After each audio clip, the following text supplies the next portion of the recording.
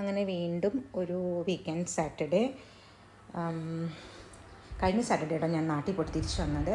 അപ്പോൾ അതുകൊണ്ട് തന്നെ ഇന്നാണ് സത്യം പറഞ്ഞു കഴിഞ്ഞാൽ ഇവിടുത്തെ എൻ്റെ സാറ്റർഡേ കുക്കിംഗ് കേട്ടോ. അപ്പോൾ ഇന്നലെ ഞാൻ രാഗിപ്പൊടിയും ഗോതമ്പൊടിയും കൂടി ഉണ്ടാക്കിയ ഉണക്ക ചപ്പാത്തി കേട്ടോ. ഉണക്കയൊന്നുമല്ല, അത് ഇന്നലെ ഉണ്ടാക്കി വെച്ചുകൊണ്ടാണ്.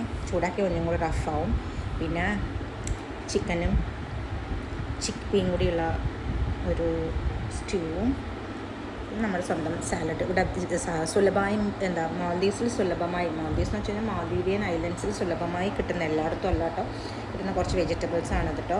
ക്യാരറ്റും ക്യാബേജ് ഇപ്പോഴും ഉണ്ടാവുമെന്ന് എനിക്ക് അറിഞ്ഞൂടാ. എന്നാലും ഇന്നലെ ചെന്നപ്പോഴത്തേക്കും ക്യാബേജ്, ഉള്ളി, പിന്നെ കുക്കുംബർ എന്ന് വെച്ചിട്ടുണ്ടെങ്കിൽ ഇവിടെ തന്നെ ഹൈഡ്രോപോണിക് സിസ്റ്റം വെച്ചിട്ട് ഉണ്ടാക്കുന്നതാണ്.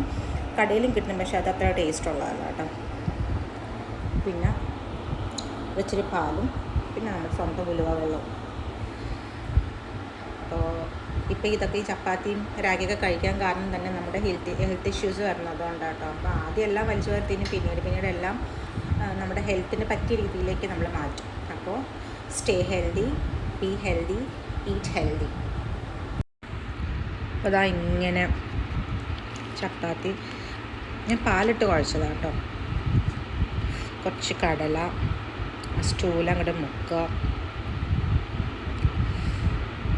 നോക്കിയിട്ട് കുറച്ച്